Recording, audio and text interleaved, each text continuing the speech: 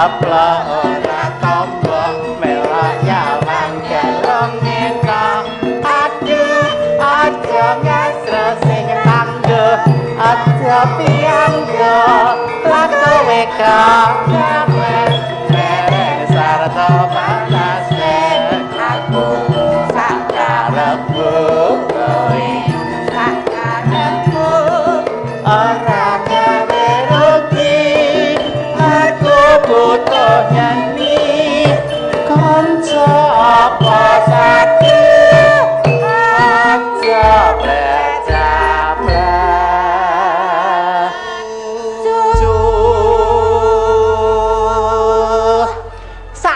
jumlek saumurku meh 50 tahun agak iki ketoprak lho ini ngawen iki agak iki tepuk tangan kagem ngawen. Lah kowe karang nongko, lah kene iki sing anak ngawen ora tau. Ngawen ora tau ketoprak nang kene. Mergo trek rekordmu jelek. Lah kok tekonmu bosok dadi ra ditampa warga kene. Ya ora sing ngono. Wong aku nyun pirsa Pak Lurah, nyun pirsa panitia, janipun dos pundi? Ajeng ngrawuhke bintang tamu pundi kemawon warga mriki mesti kelakon, panitia kelakon. Ning direwangi salat malam panitia ki sapa ya sing iso kira-kira dadi bintang tamu ketoprakan bengi iki? Mimin. Kowe panitia. Panitia. Oh, iki bocah umure meh 50 ora gepok senggol karo wong lanang. Rak wong resik sak apa-apa. Sapa sing dianu? Mimin. Ora. Apa? Kowe salat panitia salat malam. Sing metu ning dhuwure iki Sukimin.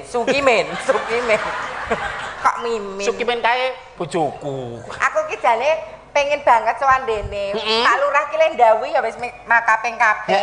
Ning aku rada wedi. Babakan mergani. Lah kok nek aku ditetaki meneh piye? Oh lah. Kok ditetaki tawani duit apa tawani utangan kok ditetaki meneh ra ya malah entek to. Ndekmu didandakke apa ora ngono. Nek aku ra mudeng priyakan aku wedok. Dadi ora mudeng. Wedok kok nek nguyuh ngadeg. Meneng. Engko nek anu pipise lungguh engko anu klangsrah. Anu wirane iki lho klangsrah. Ora sembrono lho kowe. Jare wedok wis gelungan, wis jarian nguyuh kok ngadeg. Kayak nganggo kejang. Kae ngono ngetus. Walah, bunga tanpa upaya lho, Lek. Lah. Kok nganggo. Sore ka mau ngombe es ki lho jane ra itu karo Pak dokter pribadi kan ra itu aku. Doktermu saka pet shop ngendi, Lek? Pet shop hewan lho iki menungso. Iki ngene, Lek. Iki ngawen luar biasa. Sing dipimpin dening Pak Sofik Uji Nyali. Oh, kok uji nyali? Kok uji nyali? Lah sapa? Ujianto. Uji Nyali. Mula nek maca ki profil ki biodata kan ya anu kok uji nyali. Luar biasa kepemimpinanipun Pak Sofik lho. Lho, aku nek nyawang Pak Sofik kok hawane gur pengen wudu. Kurang ajar kowe. Tak anggap Pak Sofik iki padasan lho kok piye kok pengen wudu ae. Suwane nek nganti ditimbali mergo omonganmu sing celap-celup tak aja takon dosamu. Ya ora aku karo Pak Sofik ngene kok tandake pren kok. Gek Pak Sofik mah ngejak foto aku to. Aku kan ya jenenge wong wedok tak jaga ngantek iku tak ngenekke lho tak ngenekke. Bapak itu ngene-ngene terus. Lah ya lho saiki mula susuku biring ngene lho. Pak Lai. Aku wis tak ngenekke aja njogo jenenge Oh, njogo. iki mah biring ki mergo dianu Pak Lurah. Lah niate ya ora anu. Kula digunakake sik. Lho, iki lho Lek, ujupe bengi iki. Iki enek pirang-pirang acara. Pirang-pirang acara. Dadi siji ki ulang tahun Desa Ngupit ingkang kaping 1159. 1159. Desa tertua di Klaten dan di Indonesia. Tepuk tangan. Loh. Iki Ngupit. Loh, sing kaping loro. Iki ki syukuran. Syukuran ki apa jenenge tukar guling sing tol. Lah kuwi wis rampung. Lah. Luar biasa. Tepuk tangan kagem pemerintah desa Ngawen. Dadi wis ora grundel ya, Jos. Men aku wis kabeh wis rampung wis. Nah, iki karo ulang tahun Sanggar Seni Krida Kencana ingkang kaping kalih. Nah, pangajapipun mangke tiap tahun menika pentas seni ketoprakane kira nganggo kowe. Lah ngapa? Digoleki wong sing lurus-lurus kok. Aku wis ra patek lurus. Lah, iki Pak Lurah kan apa jenenge nganekke acara ketoprakan. Ki ujube ki ben para muda tumaruna. Lah iki ketoprak ki saya suwe rak saya apa jenenge ibaratnya surut. Lah iki dikembangke meneh, diperkenalkan karo generasi muda, syukur bagi iso ngrembaka. Jati dirine bangsane awake dhewe aja ngantek ilang. Kok nek di aku bangsa manca, di aku Malaysia, di aku Inggris ade garek. Mergo jati dirining bangsa kuwi dumunung ana ing budaya. Tepuk tangan kagem desa Ngawen. Tur aku cocok ketoprak iki paling ora setahun ping 5. Kok iso ping 5? Men aku iso ngangsur. Lha wong wedok iki pikirane ra ya ngono kuwi to piye cara ngulir budi. Memang perempuan itu tidak berkewajiban mencari nafkah. Tugas mencari nafkah adalah laki-laki. Ning ewadene wong wedok iki iso ngewangi eker-eker, golek sandang pangan dengan izin suaminya baik-baik saja. Ning aja malah wong wedok nyekeker diruangi buayake gosong sing lanang gur adu jago. Mancing 5 dina ra mulih, omah ra ono pangan misuh-misuh kuwi model wong lanang apa? Wong lanang kuwi golek pangan, dadi wong lanang iki ning dhuwur, wong wedok ning ngisor. Berarti kowe ning dhuwur. Aku wedok iki. Neng dhuwur ki ateges memberi. Nek neng ngisor ki berarti menerima.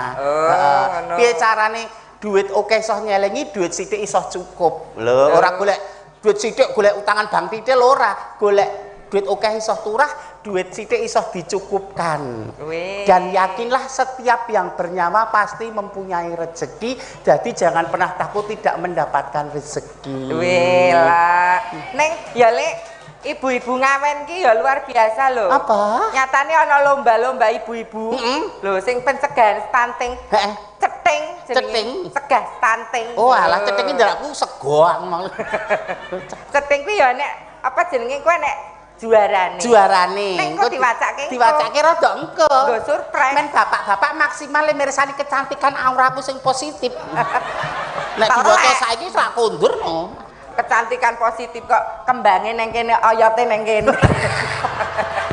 Mbok dikerok sik. Lali jadi darurat wong wedok urusan. Kembang tukul neng kene kok oyote neng ngisor. Wong wedok urusane ra mung dandani rai tok ning ya dandani ati. Ora kaya kowe ketungkul dandani rai nganti atimu bosok reget lethe adip. Lho penting prestasine apik kaya desa Ngawen. Ngawen prestasine lho, nominasi lomba perpustakaan. Tepuk tangan. Nominasi lomba perpustakaan. Terus apa meneh? Saya tak buka. Jenenge aku ya ora apal pri. Aja meneh ngene iki. Utang wae aku sok lali kok. Klaten Award. Kosek. Lah, nominasi perpustakaan. Klaten Award gardu stunting. Lomba administrasi desa. Lho kuwi ateges administrasi desa kuwi transparan. Ora selingkutan. Terus desa layak anak. Dadi sok aku nek dibojo wong kene, yai kene. Dadi anakku wis layak hidup di sini. Lingkungannya kondusif, aman, pendidikan ya iso tercover, kesehatan ya terpenuhi. Aku arep tok wong kene kok, Pri. Tok sapa? Mas Topik sing duwe bengkel andalan kuwi lho. Aku kok bola-bola kur kon ngetap oli, aku kok gur ditap bae to. Mula kowe kok kerep nang Ndek Mas Topik kok wetengmu mentilis, meteng to? 3 sasi, Mbak. 3 sasi kok sikile wis metu. Iki abraku dhewe nek iki. Nek 3 sasi baru ditiupkan rohnya. Walah tak kira baik. Wan oke banget prestasi sing diraih Mupit iki kena dienggo tolok ukur wilayah liyane. Nah, mula saka kuwi ya masyarakat ya kudu mendukung apa sing dadi program-programe Pak Lurah. Heeh. Lho, ibaratnya nek pemerintah apa para desa punggo projo ndek program disupport, aja dipaido. Heeh to. Pancen dadi punggo projo ki apik 100 ora ketok, ning elek siji kadang kala kuwi sing diumumke sing diulik-ulik. Lah, ning iki sae kabeh kok. Apik kabeh. Lho, mula iki nek ora dilanjutke rak ya eman-eman banget ngono. Ku aku ora ketoprak meneh piye nek ganti. Engko seniman ora ngrembaka, seniwati ora ngrembaka piye? Engko nek administrasi desa ora transparan piye? Nyatane kene transparan. Lah iya makane dilanjutkan soben. Iya, Min. Aku ya men didhawuhi neh. Iya. Iki karo tetembangan ya. Karo tetembangan, Nak. Sinambi aku. Mbak bilih mangke wonten pamrutan lelagon menawi kanca-kanca saking menika saking Karawitan. Mugi laras. Mugi laras. Yogane nom-nom racak umur 18 tahun kabeh ya, Jas. Aku seneng anggere yoga 18 tahun iki. Nek tuwik-tuwik ngono kae mboten semangat kula. Isine gur watuk karo kerokan kok. Nek iki racak 18 19. Iki diatur ke apa ya, Lek? Capek gunung ya? Heeh, ya bawa sik no. Bawa aku sing bawa, sliraimu sing jenggleng. Raimu dhewe. Pelak nggih. Aduh watuk. Iki mau jane mangan apa aku kok. Kelelegen kalau menjing.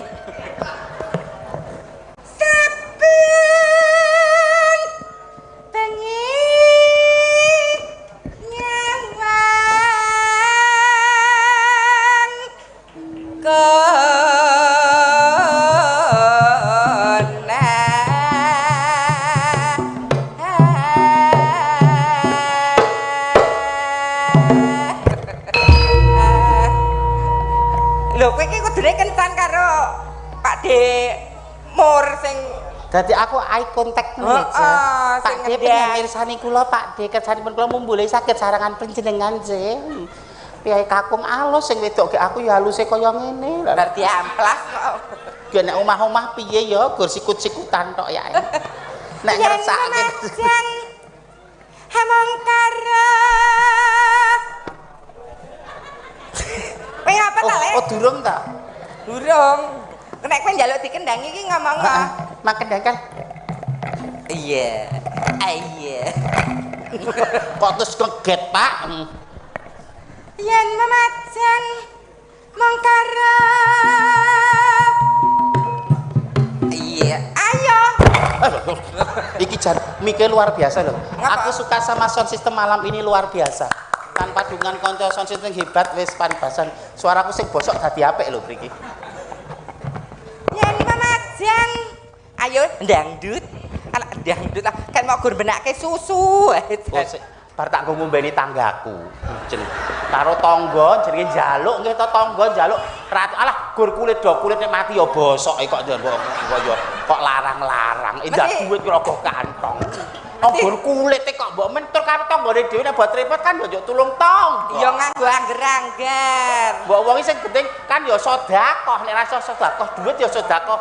Anu iku partikel gur kulite mbok esben. Malah tak kerepi kok. Oh ngedan. Mesti tanggamu mendem mesti. Heeh, nek waras saya gila kok. Yen memajang hamangkara. Iya. Iya. Asik, asik, asik, asik.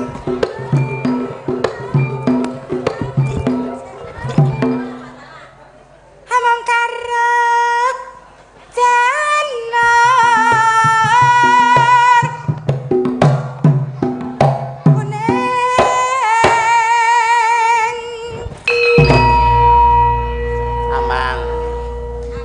Aman, isra pengaruh ning rahimu aku steril kok, Ces. Kok steril? Kowe wis KB ngono ta, Lek? KB. KB-mu apa? Ya steril, kan pilihannya akeh to. Ya steril apa? Pan dhisik tahu aku pil to, tapi kan terus lali ngono. Oh, saiki steril. Aku nganggo anu kok, Lek, spiral kok, Lek. Dadi dileboni jangkar kapal kae lho, Lek. Om aku ora rusak bembret kok. Umume mbok ramu denge wis rasah. Kembang wetan guna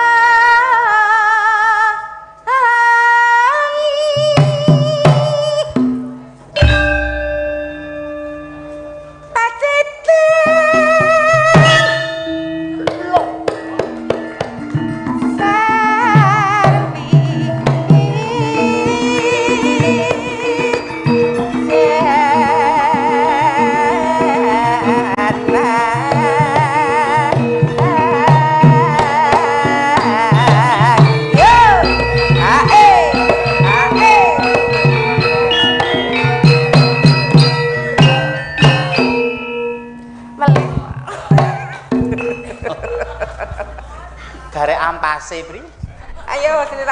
genti.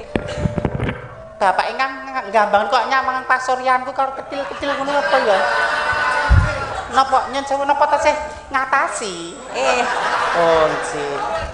Iki ora amku iki gumun. Napa? Nyawang susumu daya ngalor iki lho.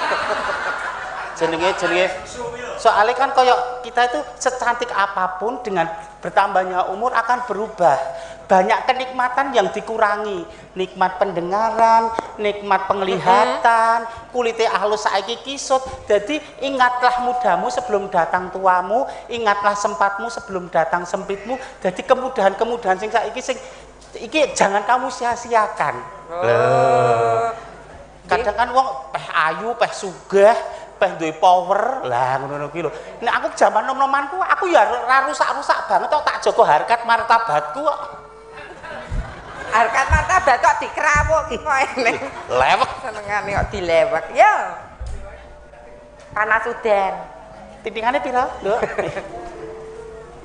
Panas udan. Ku durung tekan kono. Nggih.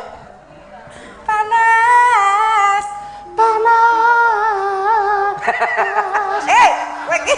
Kowe iki bawa apa gemremeng?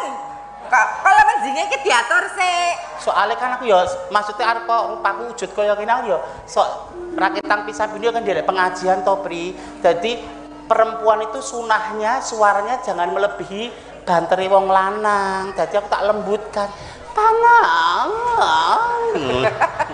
Ya ora ngono banget lek kok serono. Seliramu nak. Panas.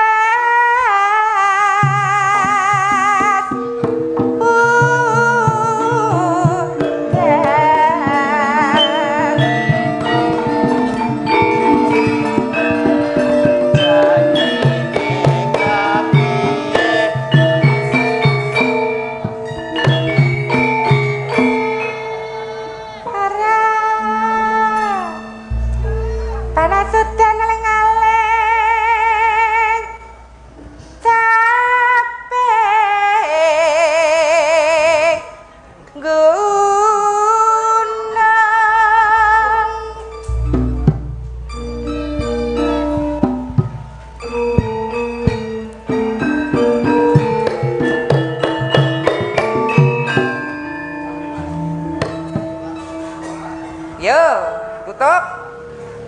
Latihan nat. Mula nek latihan iki mangkat to. Aku lho arep nderek latihan kan Pak Agus Kamret. Pak aku pengen latihan. Aja ndak ayu-ayumu marahi ganggu le do latihan ngono kuwi. Latihan wedon sarta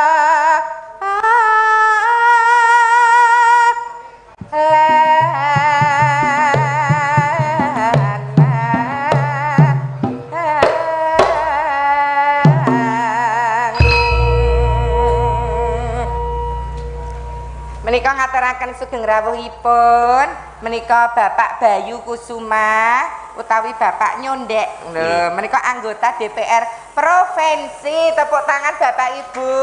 Awit kerawuhanipun Bapak Bayu Kusuma. Menika ugi wonten Bapak Hartono Pak Dandut anggota DPRD Kabupaten Klaten. Nggih, sugeng rawuhipun Pak Allah Pak Dandut PP to kuwi mau. Wah. Sian bolomu dhisik. Bolo. Wah, kancaku mancing. Lho, nek kerawuhan DPR ngene iki rak ya mesti apa jenenge? Terus beliau kersa turun ke bawah. Turun ke bawah. Jadi aspirasi masyarakat, iki ngawen dalane wis apik. Tapi mbok menawa pengairane sing kurang pomone ngono. Dadi ngerti, iki keamanan, penerangane sing kurang. Mimin koyo Afrika perlu diakomodir ndak turun ke jalan. Ngono ki ngono ki entek meneh. Lah maksudnya lho ngono ki tanggung jawab bersama ngono. Aja mung paribasan pasrah tok tanpa tidak. Kita yang melu handarbeni. Tidak hanya sekedar prihatin, mempunyai empati. Nek empati lebih handarbeni ngawen, piye amrih ngawen ki maju, ngawen ki golek rezeki gangsar, ngawen ki aman, akses pendidikan mudah, akses kesehatan mudah. Nah yo mumpung wonten napa menika para wakil panjenengan matur ora apa-apa. Jenenge wakil rakyat, wakile rakyat. Dadi apa sing dadi aspirasine masyarakat ki ya para punggawa ki ya berusaha. Monggo Bapak diagendakan mangke ingkang harus dipercepat mana yang bisa di-handle dulu monggo mangke menawi panjenengan badhe sapet jagung kalian kula private monggo pareng Pak. Arep ngapa? Ya jenenge aspirasinya awake dhewe kan ya di anu ta Pri. Oh, Pak Dandut mah tom-tomen.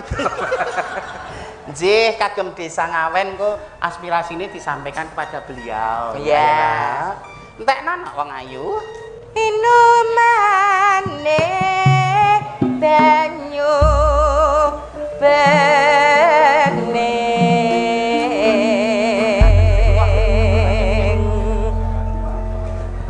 dik jaman berjuang jarak kalingan anak lanang ingin tak openi neng saiki ana ngendi Jangan emos manang katurutan sing tigadang biyen nate janji ning saiki apa lali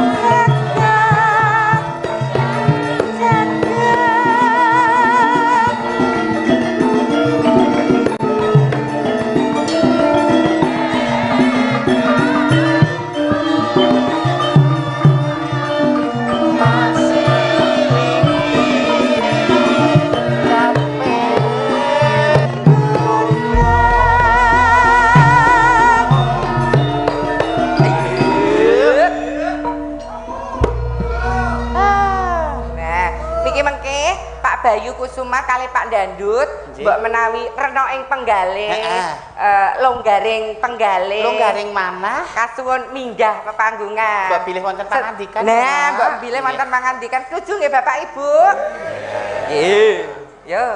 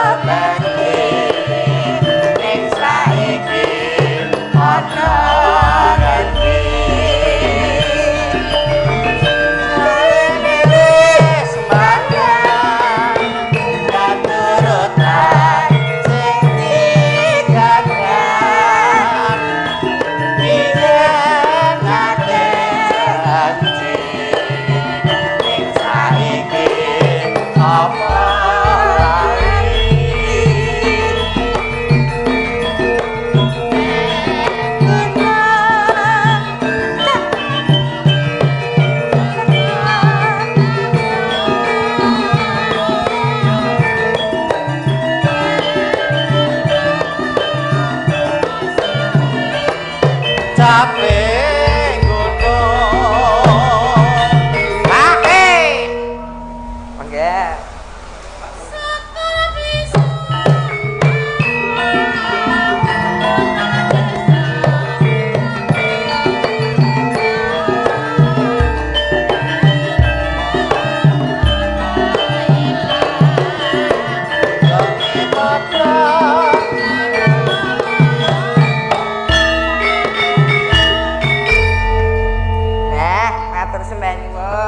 Bapak menika wekdalipun menika ingkang kinurmatan Bapak Bayu Kusuma sekalian Pak Dandut mboten ngirangi raos hormat kasuwun minggah wonten pepanggungan.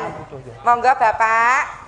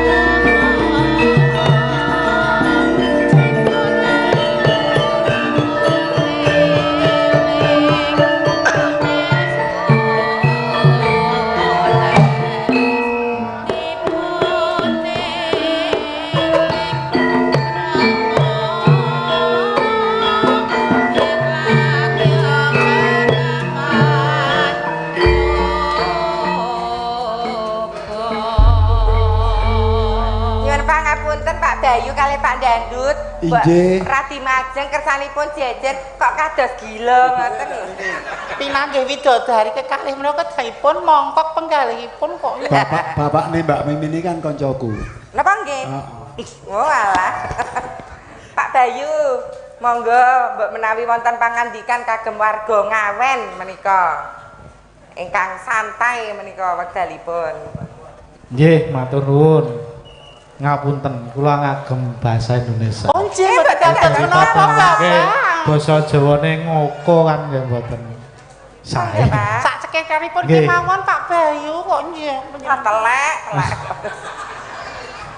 Ya, assalamualaikum warahmatullahi wabarakatuh. Waalaikumsalam warahmatullahi wabarakatuh. Salam sejahtera untuk kita semua. Om Swastiastu. Nama budaya, salam kebajikan, rahayu rahayu.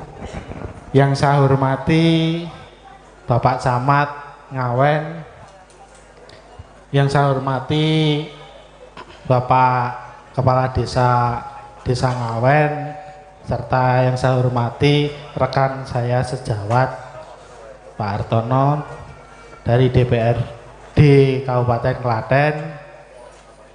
Ini sangat luar biasa kegiatan ketoprak dalam rangka ulang tahun 2 tahun nggih. 2 tahun sih Bapak. 2 tahun apa? Kencana, Ridho Kencana. Ya. Dengan ketoprak ini kan bisa memberikan wejangan. Serta memberikan sebetulnya penyampaian kebijakan-kebijakan dari pemerintah melalui sarana kesenian tradisional ini. Dan mungkin tidak elok juga kalau panjang lebar. Saya titip ini tadi kan mungkin sudah ada yang kecil-kecil. Jadi regenerasi dan mendidik anak-anak muda, anak-anak kita biar tetap bisa nguri-nguri kabudayaan. Itu aja. Matur nuwun. Nggih Pak Bayu. Sembah nuwun Pak Bayu, tepuk tangan Bapak Ibu kagem Pak Bayu Kusuma. Nggih. Wekdalipun Pak Dandut monggo. Pak Dandut monggo. Nggih. Nggih, bismillahirrahmanirrahim. Assalamualaikum warahmatullahi wabarakatuh. Waalaikumsalam warahmatullahi wabarakatuh. Sugeng dalu, salam sejahtera bagi kita semua. Yang saya hormati Bapak Camat beserta anggotanya, perangkatnya. Yang saya hormati senior saya Mas Bayu, DPR Provinsi dari fraksi Gerindra. Yang saya hormati Bapak Lurah, serta yang saya hormati Bapak Koramil atau yang mewakili. Yang tidak lupa yang saya hormati Bapak Ibu semuanya, yang kami banggakan juga. Yang saya hormati Mbak Mimin, Inje Pak Dandut, Mbak Apri, serta rekan-rekan pemain ketoprak pada malam hari ini. Pertama, yang paling utama, mari kita panjatkan puja dan puji syukur kehadirat Allah Subhanahu wa Ta'ala yang telah melimpahkan rahmat hidayah berupa kesehatan pada malam hari ini. Kita masih diberi kesempatan dalam rangka nonton ketoprak dalam rangka ulang tahun, apa Mbak? Ulang tahun yang kedua, apa? Ulang tahun Desa Ngupit ingkang kaping. Ulang tahun Desa Ngupit kaping 1159. Wah. Lajeng ulang tahun kaping kalih Krido Kencana. Oh, pun diwakili Mbak Mimin kali Mbak Apri. Nggih. Pada prinsipnya saya merasa bangga sekali bahwa Desa Ngawen nguri-uri budaya Jawa, yaitu ketoprak. Artinya apa? Artinya bahwa Pak Lurah ini sangat hebat sekali. Tidak ketinggalan kemarin di Desa Kauman juga nguri-uri budaya Jawa, Ngawen juga semacam itu. Bapak Ibu yang kami hormati, selamat menikmati. Itu yang hanya kami sampaikan. Kurang dan lebihnya saya mohon maaf Ibu. Semuanya Bapak Ibu, terima kasih. Itu yang hanya kami sampaikan. Wassalamualaikum warahmatullahi wabarakatuh. Waalaikumsalam warahmatullahi wabarakatuh. Mbak menawi Pak Bayu badhe request tetembangan. Masakan lagu Bapak. Lagu dolanan Semarangan. Lagu dolanan Semarangan. Nggih, niku mawon Mbak Mimin. Napa? Rau layar napa-napa ngoten Pak, aja dipleroki. Napa anu nyanyi bareng ngoten Pak, rau layar. Ampun ngersake anu lho. Niki angger ngejak nyanyi bareng kali kula bubar niki penontonnya. Napa tumbas lagu Pak? Sekitaripun napa tumbas lagu? Lah niku. Cocok. Nah niku. Cocok. Kuwi lho senengane kok.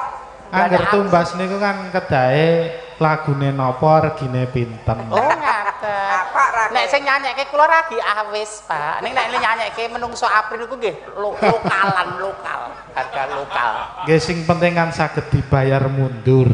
Walah. Bayar tempo ngoten nggih Pak. Wayahe bayar mundur, wayahe bayar mundur. Beda ketoprakan wonten dalemipun lho Pak. Nggih, ketoprakan apa seni napa kemawon. Nderek kersanipun tetep lestantun lho Pak. Mboten gah janji ingkang pun niat meneh sampun dicatet malaikat lho Pak. Monggo Pak. Ampun tido-tido ketoprakan lho. Krido Kencana diboyong mriku nggih saged. Kostume saking Pak Agus Kampret yo. Lah, langen budaya menika. Kampret iki bapakne Mbak Mimin. Heeh. Pak Kampret bapak kula. Pak Kampret bapak ini niku. Oh, Niki sutradaripun Bapak Pak. Apri. Pak Agus Kampret menika. Sampun? Nggih, Bapak, sampun. sebat Terun Mbak Mimin. Nggih. Pinangan sehat, mugi-mugi tetap amanah nggih Pak nggih. Mbak menawi tasih wonten Nggih, Bapak Allah bapak ayo kagem Pak Lurah. Raya wayan pambudi ngaten menika Pak. Mbak nuwun nggih Pak Dandut. Mugi-mugi awet panjang ya.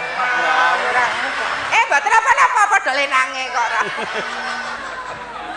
Pak Lurah lho. Niki enten sekedhik kagem pembinaan Krido Kencana saking kula. Mugi-mugi bermanfaat. Amin.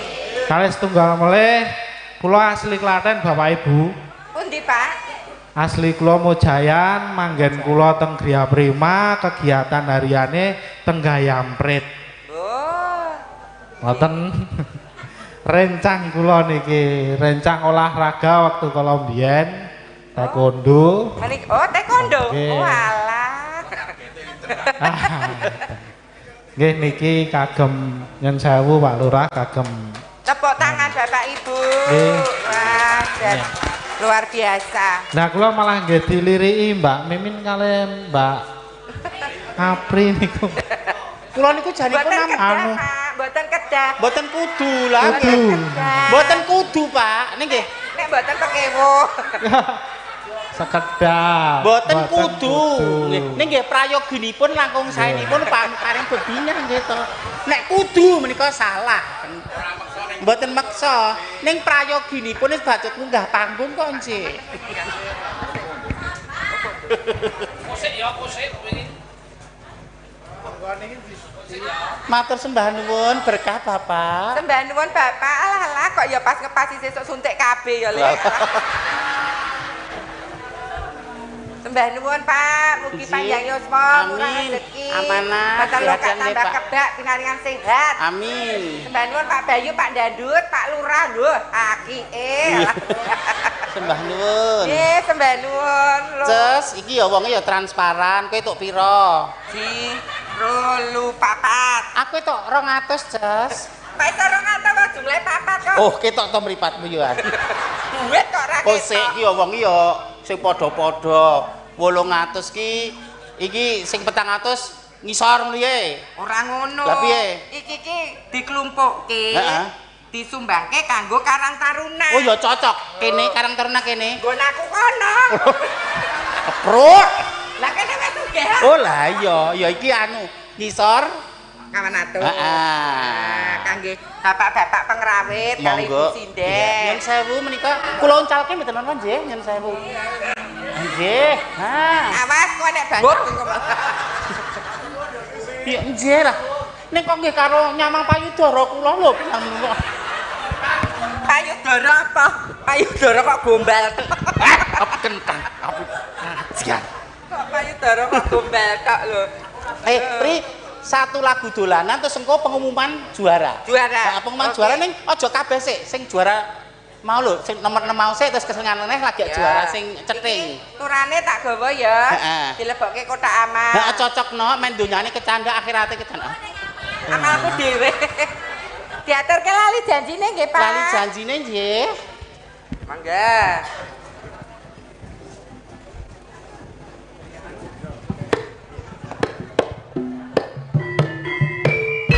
Iya.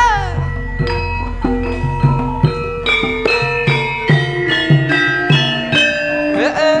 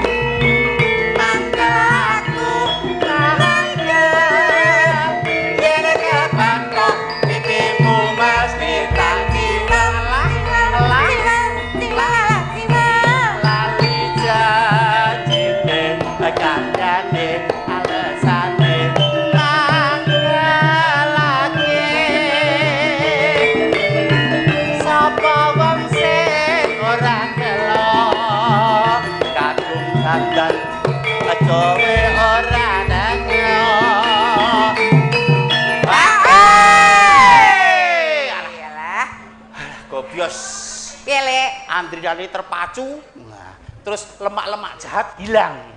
Jadi wonge aja wegahan, aktif sing dalam hal positif. Mamane contohnya kowe senam kaya aku niki. Jepit tahan. Aku wedi kok nek ngono kuwi. Jepit bledos. Janjane krenti.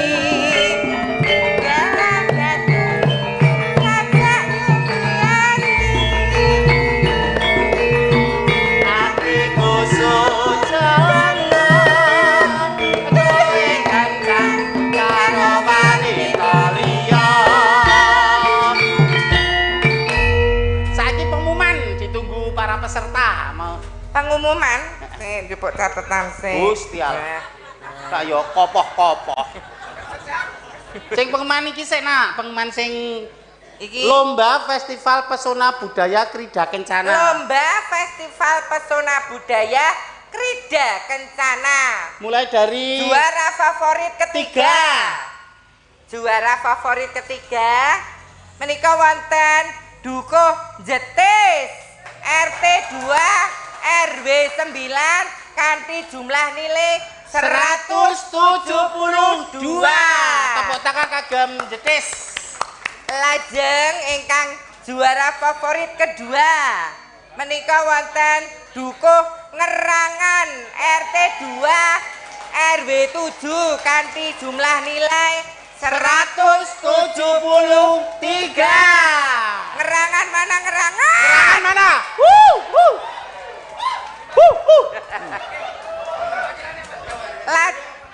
Oh, diminta naik ke panggung. Oh iya. Perwakilan. Oke.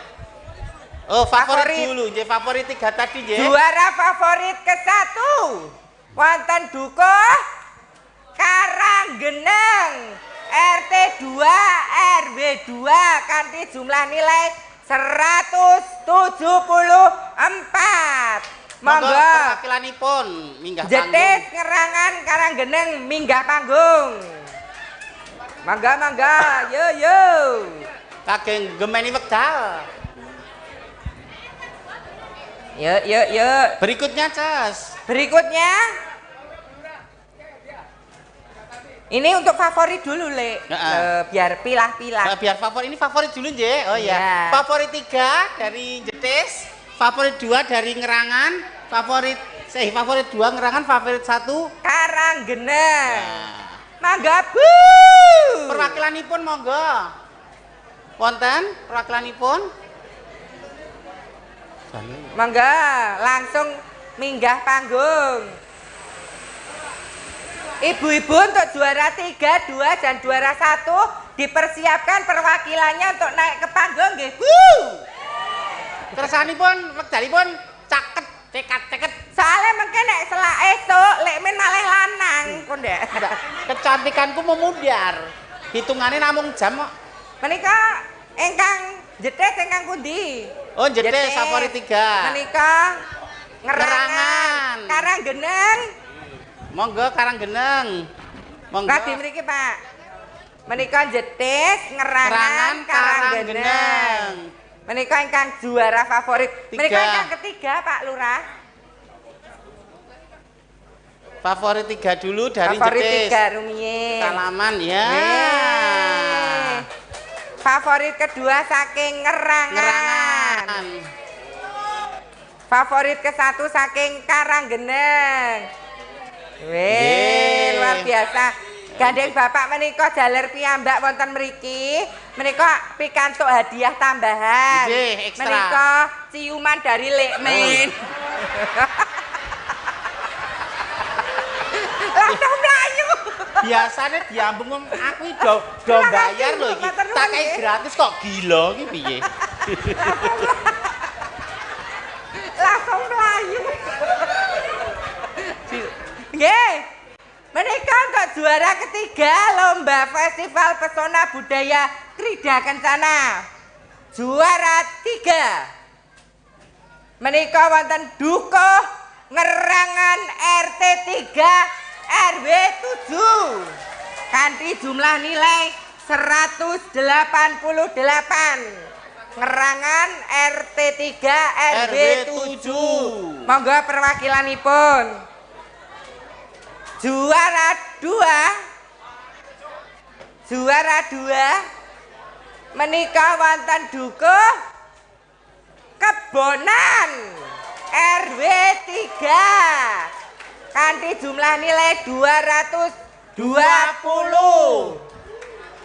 Juara 1. Nah, juara 1 lomba festival pesona budaya Krida Kencana didapatkan oleh dukuh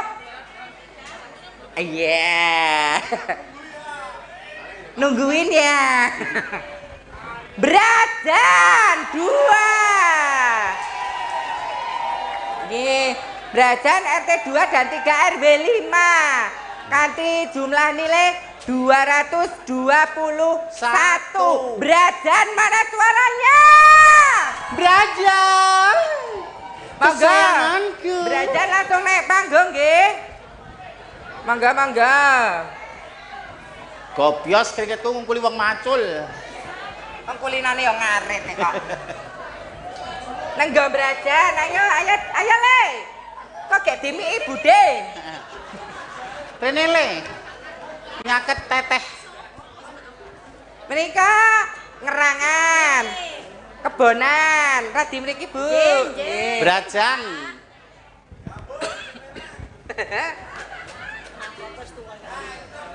Ini. Tole. Salim Pak D sik no. Kok Pak D gundul ngono ya. Wis diandan cantik kok Pak D. Salim dulu no. Nah. Pinter ya Nang. Iya. Apa tuwi banget rumangsak. Menika selamat juara 3 wonten ngerangan. Juara 3 dulu, Mbak. Juara 3? 3 dulu. Oh nggih. Juara 3. Juara 3. Ada sebuah penghargaan sejumlah uang 1 juta rupiah. Selamat kagem ngerangan. Juara kedua menika Kebonan RW 3. Selamat uang pembinaan 1.500.000 rupiah. Juara pertama Brajan. Nah, kanthi bebingah 2 juta rupiah. Matur sembah nuwun selamat. Dadah dulu dong. Dadah. Lha nek iki padha wedoke. Napa-apa ya, Mas. Lenang lho, Bu. Mbak. Iya. Oh iya. Salim nek. Lala lho tok. Dijawab. Diciwel lho. Karo mbokne gedhe kok ngono. Menika tasih wonten lomba cipta isi piringku geber ceting. Geber ceting, cegah stunting. Cegah stunting. Juara 3. Menika didapatkan oleh Teratai 7. Pundi Teratai 7?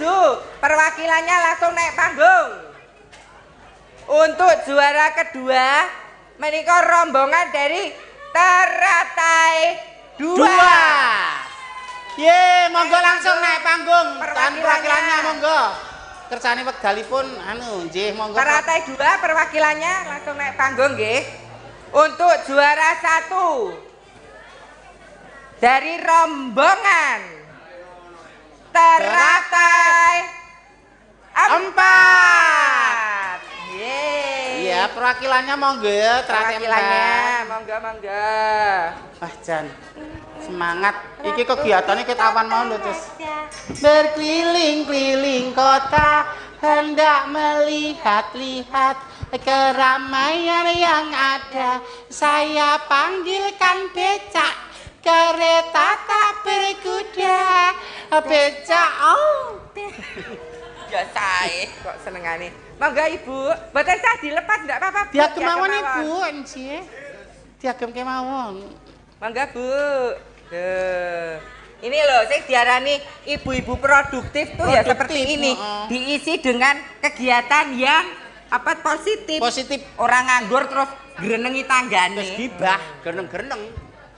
Menika juara 3 Teratai 7. Oh, juara 3. Juara 3-nya sini. Iya. Nggih, teratai 7. Selamat kanthi uang pembinaan 200.000. Menika wonten juara 2 teratai 2. Leres nggih Ibu? 300.000. Juara 3 teratai 7. Menika uang nggih no? Iya. Juara 1 teratai 4. Kanthi uang pembinaan 400.000. Didom yang pinten, Bu?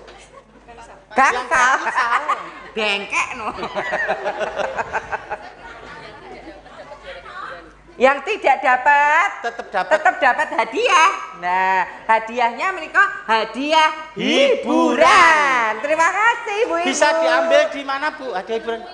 Menemui Ibu Lurah. Alah, matur sembah nuwun. Jadi sedaya kerja keras penjenengan tetap diapresiasi. Bukan Nah. belum tahun ini, mungkin tahun depan ngaten nggih tetap berkarya ora pareng lokro nggih.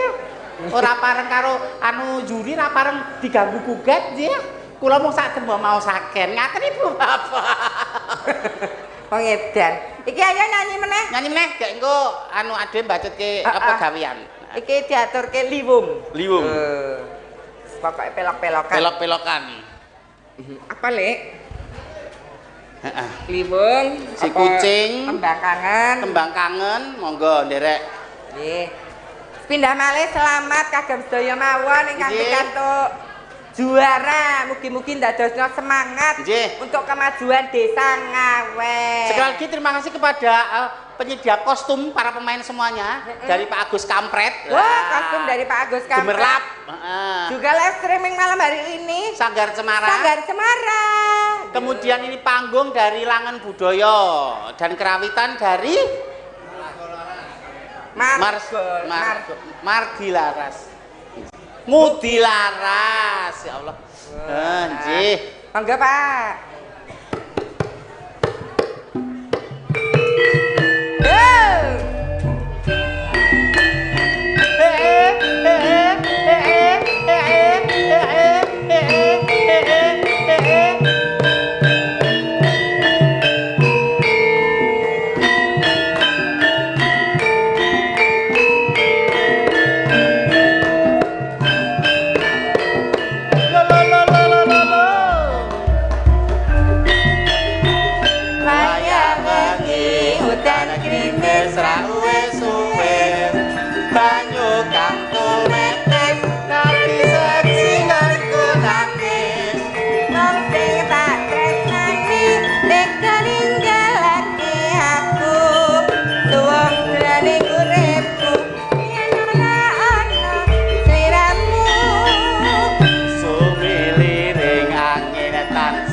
Dudut kalbu rasa kang tak ampat agawe lara dadaku lewat tembang kangen muga bisa dadi tombo kangen iki kandang buyut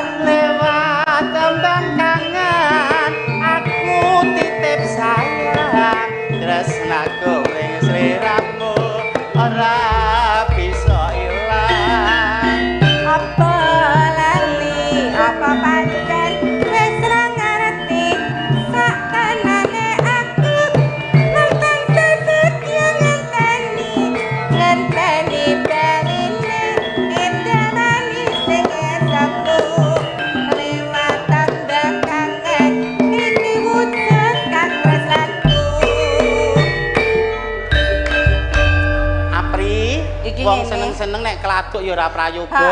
Gawean tetep aja nganti dilirwake. Kok ndak didukani Gusti Putri Rara Jonggrang. Ayo nganya kewajiban, Di. Iya.